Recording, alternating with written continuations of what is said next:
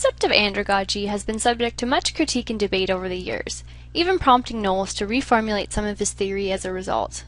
Much of the controversy stems from the dichotomy of andragogy, the classification of andragogy, whether it's a theory, method, technique, or a set of assumptions, the empirical merit, the philosophical orientation, and the critical and social biases of andragogy. This video will provide a summary of some of the main criticisms that Knowles' conception of andragogy has faced. During this video, please reflect on the following analysis questions. What are the main criticisms that Knowles' concept of andragogy has faced? How has Knowles responded to the criticisms aimed at andragogy?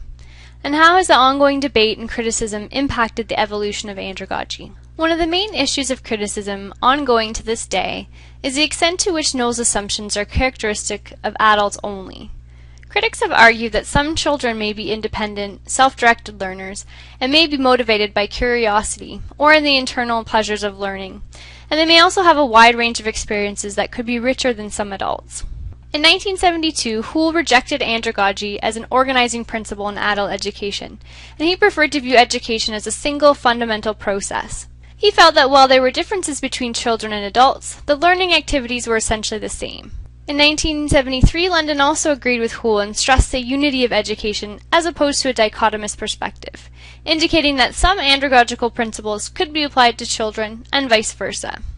In 1979, Elias agreed with Hoole in London and claimed that the differences in adults and children did not justify a different educational approach. He also stated that the andragogical pedagogical debate was not a matter of education theory, but a misguided attempt to enhance the status for the field of adult education.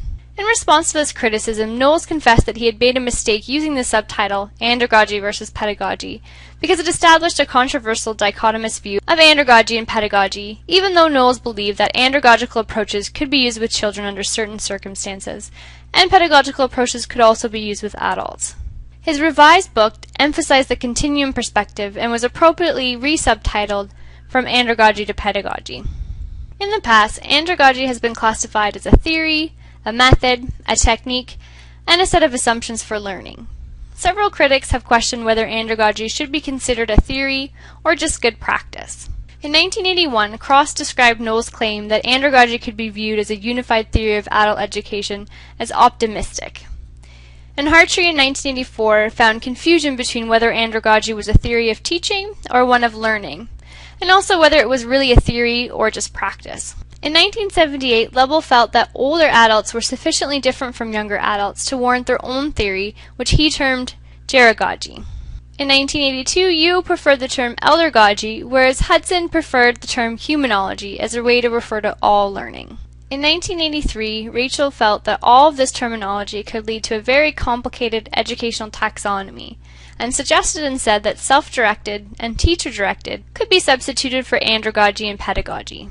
Knowles responded by suggesting that andragogy is less of a theory of adult learning and more a model of assumptions about learning or a conceptual framework that serves as a basis for an emergent theory. Another criticism leveled against andragogy is that it has not been tested empirically.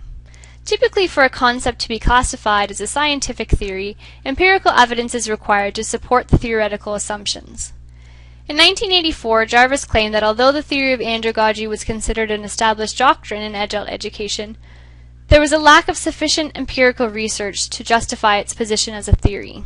In 1993, Pratt also raised concern about the lack of empirical studies, stating that we cannot say with any confidence that andragogy has been tested and found to be, as so many have hoped, either the basis for a theory of adult learning or a unifying concept for adult education. In response, Knowles asserted that there has been significant qualitative and quantitative research conducted on andragogy, and that the critics' use of the term empirical was way too narrow, as the concept of andragogy is not something that you can study in a scientific lab or other highly controlled environment. In 1977, Leon Mackenzie saw value in Knowles' notion of andragogy and suggested that much of the disagreement surrounding it existed because adult educators had different philosophical bases. In 1986, Tennant pointed out that Knowles' concept of andragogy draws from two opposing traditions, behaviorism and humanism. Knowles readily accepted this criticism and claimed that his own philosophical orientation had its roots in the humanistic, pragmatic, and existential frameworks of Dewey, Lindman, Maslow, and Rogers, and also in behaviorist frameworks such as those of Skinner, Brunner, and Gagne. Knowles admitted that he was a philosophical eclectic who would often apply different traditions where relevant to particular contexts. Andragogy has also been critiqued for its failure to consider social, political, economic, and historical contexts.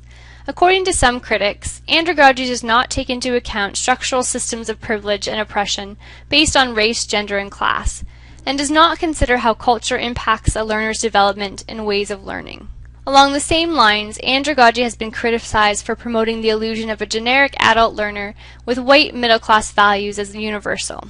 Knowles has asserted that these critics are correct in saying that Andragogy does not explicitly and exclusively embrace outcomes such as social change and critical theory, as that's not its intention.